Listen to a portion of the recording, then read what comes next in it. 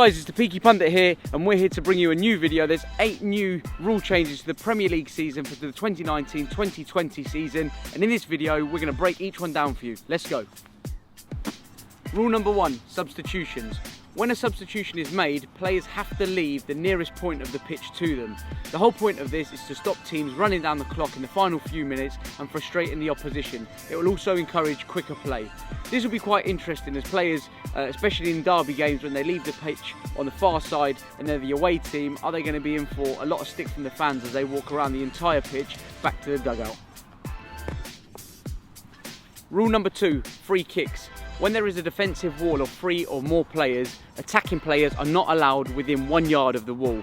In the past we've seen players go and stand in the wall or try and block the vision of the goalkeeper. That won't be allowed anymore, so it'll be interesting to see how the goalkeeper sets his wall up, knowing that he won't have players encroaching, and if other teams will set themselves up more defensively, knowing someone's going to get the shot off. Rule number 3, drop balls. The team that touched the ball last will be returned the possession by the opposition. If a drop ball takes place in the penalty area, play will resume with the goalkeeper receiving the ball. It's then his decision whether he continues play or returns it to the opposition if the play was stopped and they had possession. Rule number 4, goalkeepers on penalty kicks. Goalkeepers must have 1 foot on the line at all times when the ball is struck. They won't be able to stand behind the line. They won't be able to jump and move and touch their woodwork. Also, we won't be able to see goalkeepers moving and giving us the old Bruce Grobbelaar shuffle that we've seen in the past. It'll be interesting to see whether referees impose this. Will VAR come into play on stuff like this to ensure that goalkeepers are sticking to these rules on penalty kicks?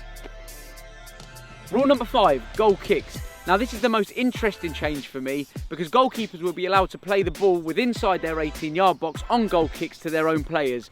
Obviously we're used to seeing goal kicks having to leave the 18-yard box, so it'll be good to see how teams like Manchester City and Liverpool will respond to this sort of change. Will it benefit them because they like to get the ball down from their goalkeepers and play quickly?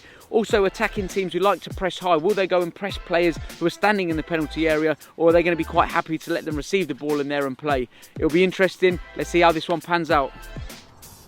Rule number 6, handballs. Now, any goals that are scored with the accidental or deliberately handling of the ball from an attacking player, it will be pulled back by VAR. We saw it with Llorente at Tottenham in the season when a goal was scored, but play or goals like that in the future will be pulled up and brought back and won't stand.